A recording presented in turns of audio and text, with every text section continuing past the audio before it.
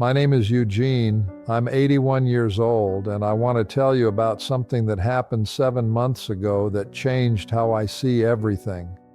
I lost my closest friend. His name was Larry. He liked baseball.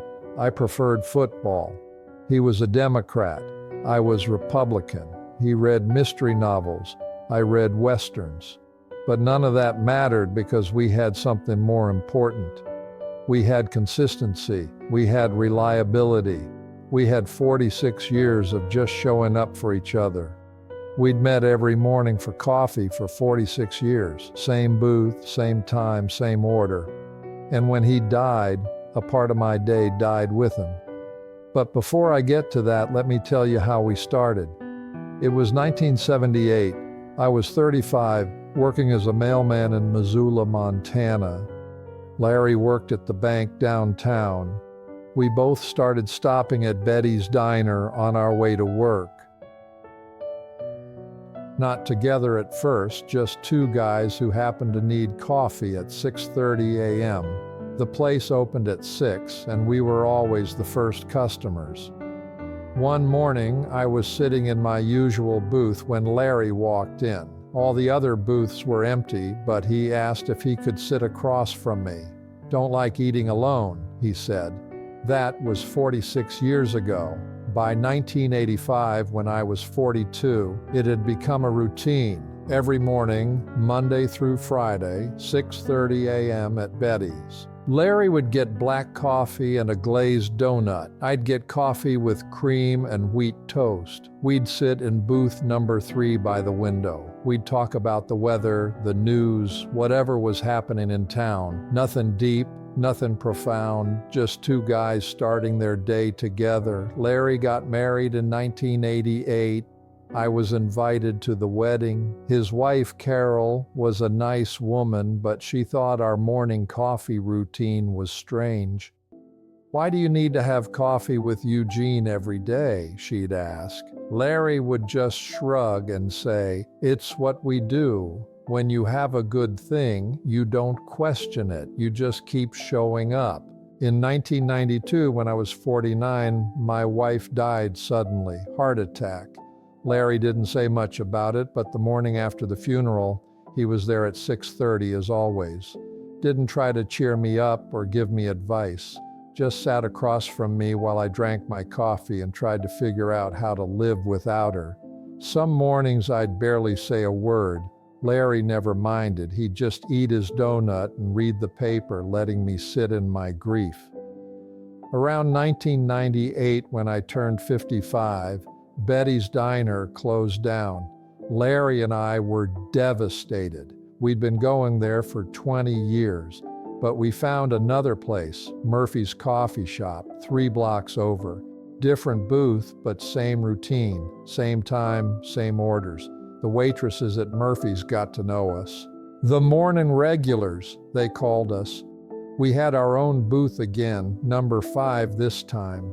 In 2005, when I was 62 and about to retire from the post office, Larry asked what I was going to do with my mornings. I told him I'd still be there at 6:30. Some things don't change just because you stop working. If anything, the coffee routine became more important. When you're retired, structure matters. Having somewhere to be, someone to see, even if it's just for an hour. Larry retired in 2010. We were both in our late 60s by then, and our morning coffee became the highlight of both our days. We'd stay a little longer, sometimes until 8 a.m. We'd solve the world's problems at that booth, talked about our kids, our grandkids, politics, sports, life. Nothing earth-shattering, but it mattered. It was consistent. In a world that kept changing, our morning coffee never did.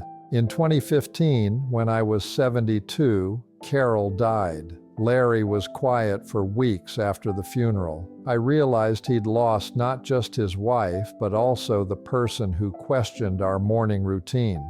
"Guess I don't have to explain why I need coffee with you anymore," he said one morning. It was sad and funny at the same time. We'd been meeting for coffee longer than either of us had been married. 2 years ago, in 2022, Larry started looking tired, really tired. He'd always been the early riser between us, but suddenly I was beating him to Murphy's most mornings. When I'd ask if he was okay, he'd say he was fine, just getting older. We were both pushing 80 by then. Getting older was a reasonable explanation for everything. Last spring, Larry started missing mornings. First time in 45 years, he'd call and say he wasn't feeling well, needed to rest. Then he'd miss 2 days in a row, then 3. When he did show up, he looked pale and thin. His glazed donut would sit untouched on his plate. I knew something was wrong, but I didn't push. Some things you don't talk about, even after 45 years. In May, Larry told me he had cancer, pancreatic, advanced. The doctors gave him 3 to 6 months. We sat in booth number 5, and I didn't know what to say. What do you say to someone you've had coffee with almost every day for 45 years when they tell you they're dying? I asked if he wanted to stop the morning routine. He said, absolutely not. I've got 3 months left. I'm not spending them drinking coffee alone. Larry's last morning at Murphy's was August 15th. I remember the date because I kept the receipt. He could barely lift his coffee cup, but he insisted on coming. Said he didn't want to break a 46-year streak if he could help it. He died 4 days later at home with his daughter. I was there when it happened. Held his hand just like he'd held space for me all those mornings when I was grieving my wife. I'm 81 years old now. I still go to Murphy's every morning at 6:30. Same booth, number 5, same order, coffee with cream and wheat toast. But Larry's side of the booth is empty. The waitress still brings 2 cups out of habit, then realizes and takes one back. It's been 7 months, and I still catch myself looking toward the door at 6:35, expecting to see Larry walking in with an apology for being late. Here's what 46 years of morning coffee taught me. Real friendship isn't about having deep conversations or sharing your deepest secrets. Real friendship is showing up day after day, year after year, decade after decade. It's sitting across from someone even when you don't have anything important to say. It's being there when they're grieving, when they're tired, when they're sick, and when they're dying. Real friendship is showing up even when there's nothing special happening. Most people today think friendship has to be exciting. They think you need to have shared interests or hobbies. They think you need to text constantly or see each other at parties. But the best friendships are the quiet ones, the consistent ones, the ones where you just show up and be present. Larry and I didn't have a lot in common beyond our morning routine. Your friends don't need you to entertain them. They don't need you to solve their problems. They don't need you to be interesting or funny or wise. They just need you to be there, to show up when you say you'll show up, to sit with them when they're sad, to listen when they need to talk, to be quiet when they don't want to talk. Stop making friendship complicated. Stop thinking you need to have perfect conversations. Start showing up consistently. Pick a time, pick a place, stick to it. Stop canceling plans because you're tired or busy or not in the mood. Start treating friendship like a commitment, not a convenience. Stop waiting for the perfect moment to reach out to people you care about. Start making regular contact, weekly phone calls, monthly lunches, whatever works. I know what you're thinking, but I'm busy. But life gets in the way. But we'll always have tomorrow to catch up. I thought that too, except Larry and I almost never missed a morning in 46 years. We made it a priority. We showed up even when we didn't feel like it. We treated our friendship like it mattered. And here's the truth, your friends won't be here forever. Time runs out for everyone. People get sick, people die, and when they're gone, you won't remember the profound conversations you had or the exciting adventures you shared. You'll remember the ordinary moments, the quiet companionship, the simple act of showing up for each other. I have 46 years of morning coffee memories with Larry. Thousands of conversations about nothing important, thousands of mornings where we just sat together drinking coffee and reading the paper. And those ordinary moments are precious now because they're all I have left of him. Don't wait until someone's dying to realize how important they are to you. Don't wait until you're sitting alone in a booth wondering why you took all those mornings for granted.